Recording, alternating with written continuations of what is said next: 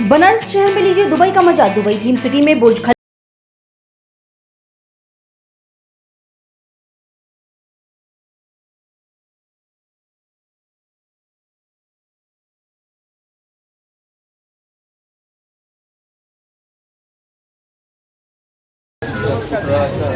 और इसका इतना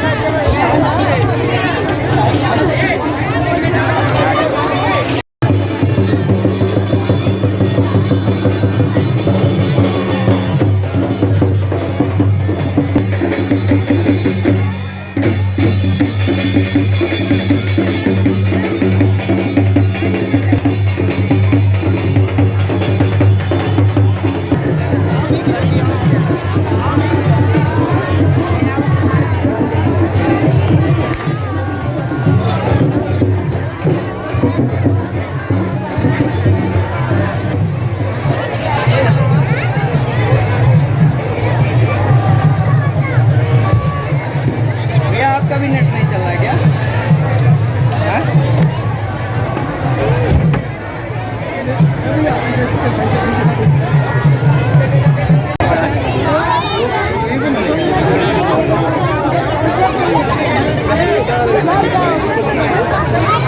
अरे पीछे जाइए, पीछे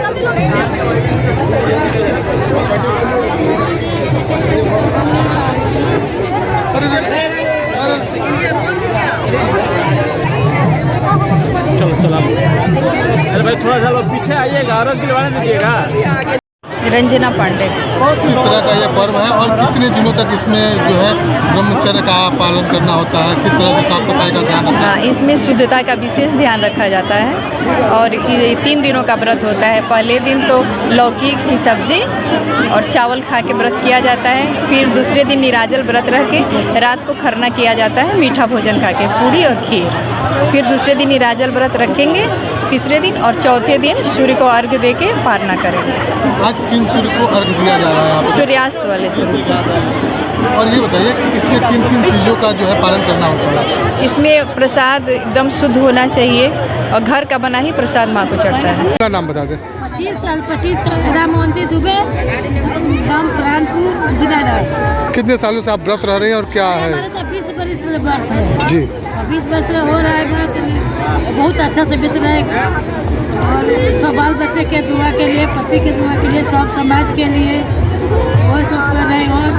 और सब अच्छा है, सब लोग बहुत खुश। 3 दिन के रहता है, पहले लौका चावल, दाल चना के, फिर खीर रोटी, उसके बाद आज तो पूरे दिन उपवास, रहेंगे।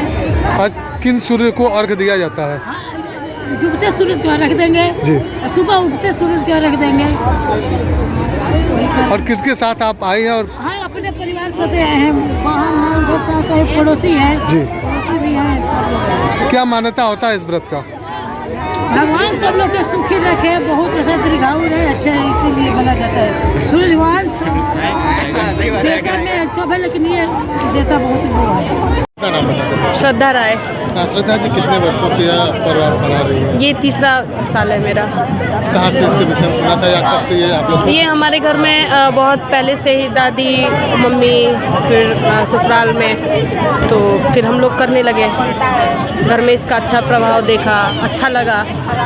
घर में पूजा पाठ का माहौल शुरू से रहा। तो कितने इसमें कितना साफ सफाई और कितना एक कल ये कठिन पर्व है? हाँ, 4 दिन का ये व्रत होता है। पहले नहाए खाए होता है, दूसरे दिन खरना होता है जिसमें मीठा खा के ही मतलब रहना होता है, नमक नहीं हम लोग खाते हैं। फिर आज शाम का अर्घ देना होता है, तो बिना पानी और बिना अन्न के हम लोग रहते हैं। आज शाम का अर्घ हम लोग देते हैं, फिर कल सुबह जब सूर्य उदय होते हैं तो उनका अर्घ दे के हम लोग पारण करते हैं। तो कितना इससे जो है घर पे कितनी समृद्धि और किन किन चीज़ों के लिए व्रत है? ये तो अपने मन की मतलब मान्यता की बात है। हम लोगों के लिए तो काफ़ी मान्यता है छठी माई का, साथ साथ सूर्य देव का। अच्छा ही रहा है अब तक, आगे भी अच्छा ही रहेगा। इस पर्व में किनका पूजा किया जाता है? इसमें सूर्य भगवान की पूजा की जाती है, सूर्य भगवान को ही अर्घ दिया जाता है। और इस बार तो ये अस्सी घाट के यहाँ आकर के हम लोग गंगा जी के किनारे छठ पूजा का कर रहे हैं। इससे पहले जो आप लोग बनाते थे तो कहाँ पे बनाते थे? इसके पहले तुम लोग बलिया के हैं तो वहाँ, और शादी हो गई है यहाँ बनारस ससुराल है। तो मैं प्रोफेसर विनय कुमार पांडे, पूर्व अध्यक्ष ज्योतिष विभाग, काशी हिंदू विश्वविद्यालय, वाराणसी। किस तरह का ये पर्व जो है और कितना आस्था विश्वास के साथ लोग मनाते हैं? देखिए, यह जो सूर्य षष्ठी, प्रतिहार षष्ठी के नाम से जो पूरे विश्व में अभी मनाया जाने वाला यह सूर्योपासना का पर्व है, यह आस्था और विश्वास का पर्व है। और इसके साथ ही साथ जो प्रकृति के प्रत्यक्ष देवता हैं भगवान सूर्य, वो उनका पर्व है, उनकी आराधना का पर्व है। अगर हम सृष्टि के उत्पत्ति की बात करें तो अग्नि सोमात्मकम जगत, जो अग्नि तत्व भगवान सूर्य हैं, भगवान सूर्य ही सृष्टि के कर्ता हैं। भगवान सूर्य ही परम ब्रह्म के रूप में उपासित किए गए हैं, और भगवान सूर्य नहीं रहेंगे तो सृष्टि नहीं रहेगी। तो अगर आप बात कर लें सृष्टि के संकल्पना की, तो सृष्टि की संकल्पना ही हमारे भारतीय वाङ्मय में, पुराणों में सूर्य से ही शुरू होती है। तो सूर्य स्वाभाविक तौर पे प्राकृतिक देवता हैं। और आज जो पूरे आस्था का जो यह पर्व आपको देखने को मिल रहा है, इसमें हमारी माताएं, बहनें, स्त्रियां निराजल 36 घंटे का व्रत रह करके, उसके पहले यह 2 दिन पहले से यह व्रत आरंभ हो जाता है, लेकिन यह 36 घंटे का जो परम साधना का जो पर्व है, यह निश्चित ही बहुत ही कठोरतम व्रत है और उनके मनोवांछित फलों को देने वाला है। और अगर आज की बात करें तो आज सप्तमी तिथि है, क्योंकि सप्तमी का लोप हो गया है, लेकिन सप्तमी तिथि है। और सप्तमी के जो देवता होते हैं वो भगवान सूर्य होते हैं, सभी तिथियों के देवता बताए गए हैं। तो सप्तमी तिथि और उसके साथ रविवार दिन और भगवान सूर्य की उपासना अपने आप में एक विशिष्ट योग का निर्माण कर रही है, विशिष्ट पर्व का निर्माण कर रही है। और निश्चित ही भगवान सूर्य जो है वो आरोग्यता के कारक हैं, हृदय रोग के नाशक हैं, सुख शांति समृद्धि को देने वाले हैं, जीवन में प्रकाश उत्पन्न करने वाले हैं। तो निश्चित ही यह जितनी भी व्रती महिलाएं हैं, अपने अपने परिवार की, अपने राष्ट्र की और पूरे विश्व के कल्याण की कामना से जो व्रत की हैं, निश्चित ही यह सुखद होगा और सुखमय होगा, और हमारा राष्ट्र जो है वो इनके व्रतों के पुण्य से भी उन्नति करेगा। छठ महापर्व एक बड़ा ही कठिन व्रत माना जाता है। ये कितनी आस्था है इस व्रत से, कैसे आप लोग ये पूरा व्रत रहते हैं? 3 दिन का महापर्व है। पहले लौका चावल खाते हैं, फिर नहाए खाए, फिर आज मतलब फिर निराजल व्रत रहते हैं। अब कल हम लोग मतलब अर्घ देकर मतलब पालन करेंगे। 3 दिन 4 दिन का व्रत हो जाता है। अच्छा, जो व्रत में जो डाल सजाई जाती है या सूपे में, कैसे पूरा आप लोग सजाते हैं और घर पे किस तरह से तैयारियां चलती हैं? पूरा ठुआ बनाते हैं हम लोग, पूरा बढ़िया से सजाते हैं और डोरा में दूध के बढ़िया से। अपना नाम? डॉक्टर कुमकुम पाठक। किस तरह का ये व्रत है और कितने दिनों का ये व्रत चलता है? बहुत ज़्यादा जानकारी तो मुझे नहीं है, क्योंकि मैं पश्चिमी उत्तर प्रदेश से हूँ। और छठ पर्व वैसे तो मैं व्रत नहीं रखती हूँ, लेकिन इनके साथ में आती हूँ और मुझे बहुत श्रद्धा है इस व्रत में। ये जो पर्व है वैदिक काल से मनाया जाता है, क्योंकि इसमें मेरा अध्ययन है। मैं वैदिक स्कॉलर हूँ। वेदों में सूर्य की उपासना कही गई है। उसी को वैदिक काल की ही पूजा पद्धति को आगे बढ़ाते हुए त्रेता युग में प्रभु श्री रामचंद्र ने भी अपनी पत्नी सीता माता के साथ छठ का व्रत रखा था, पूजा की थी, जिस दिन उनका राज्याभिषेक हुआ था। उसके बाद द्वापर युग में जब द्रौपदी अज्ञातवास में अपने पति के साथ रह रही थी, तब उन्होंने यहाँ एक आश्रम है प्रयागराज के पास, वहाँ पे एक ऋषि थे, उनके कहने पर छठ का व्रत किया था, जिसके बाद उनके पति को पुनः राज्य और सुख वैभव की प्राप्ति हुई थी। तब से लेके आज तक यह व्रत और पर्व बहुत ही धूमधाम से पूरे भारतवर्ष ही नहीं अपितु विदेशों में भी मनाया जाता है। जी, अपना नाम बता दें। मैं डॉक्टर रविंद्र कुमार सिंह, निवर्तमान पार्षद। किस तरह का ये पर्व मनाया जा रहा है और क्या है? यह राष्ट्रीय पर्व जो है घोषित है, जो महापर्व डाला छठ पर्व है। बड़ा कठिन व्रत है ये महिलाओं के लिए, बहनों के लिए, जो आस्था और जो है अपनी संस्कृति से जुड़ा हुआ है। इसमें महिलाएं, माताएं, बहनें 36 घंटे का जो है ये व्रत रहती हैं। बहुत कठिन व्रत है, जिसमें तो आज जो है डूबते सूरज को जो है अर्घ्य देंगी और प्रातः फिर जो है उगते सूरज को अर्घ्य दे करके यह पर्व समाप्त होगा।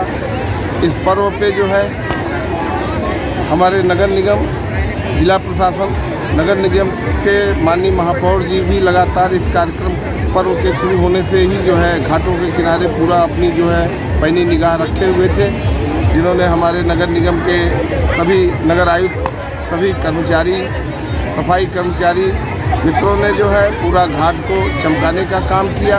घाटों के मिट्टी समतलीकरण, गंगा में जो है बांस बल्ली लगाया गया, जगह जगह माताओं बहनों के लिए जो है चेंजिंग रूम बनाया गया, प्रकाश की व्यवस्था की गई, किसी तरह की कोई असुविधा न हो।